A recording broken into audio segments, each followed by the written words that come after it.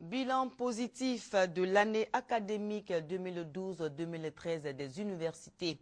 Selon la directrice de cabinet du ministère de l'Enseignement supérieur et de la Recherche scientifique, après un an de pleine activité, la directrice de cabinet a fait le point devant la presse. Elle a annoncé par ailleurs la construction de l'université de Mans. Francis Boifo pour le reportage. L'achèvement des travaux de réhabilitation et l'équipement des infrastructures universitaires, l'identification des étudiants, la sécurisation des documents, la gouvernance des institutions d'enseignement supérieur, la mise en œuvre du système LMD, licence master doctorat, et l'instauration des nouvelles technologies de l'information et de la communication dans les universités publiques. Autant d'éléments pour qualifier le bilan de l'année académique 2012-2013 de positif selon la directrice de cabinet du ministre de l'Enseignement supérieur et de la Recherche scientifique. Mais ce tableau reluisant que présente le professeur Edmé Aboitier contraste avec des dysfonctionnements. Le nombre d'étudiants admis à s'inscrire est inférieur à ceux qui sont dans les fichiers des universités. Nous avons noté que les étudiants formellement identifiés, exclus par arrêté, ont été réintégrés par le biais de FIP et s'inscrivent grâce à la complicité fautive de certains agents des universités.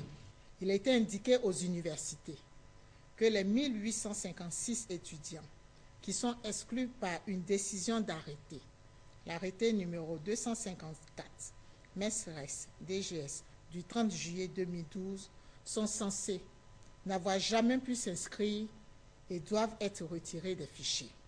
Une enquête est d'ailleurs en cours pour situer les responsabilités. Répondant aux questions des journalistes sur le manque de matériel adéquat dans certaines salles de travaux dirigées, la tutelle s'est voulue rassurante.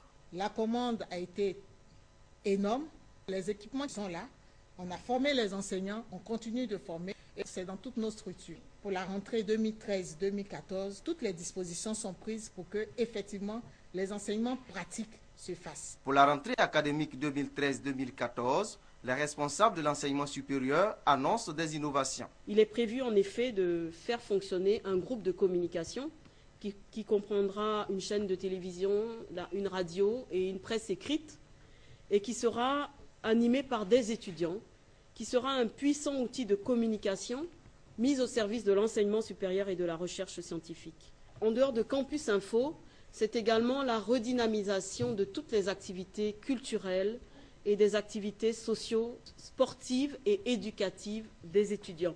Il est également annoncé l'extension des universités de Korogo et de Daloa, la construction et l'ouverture de l'université de Mans en 2014. Quant aux universités de San Pedro et de Bondoukou, la construction est annoncée pour 2015.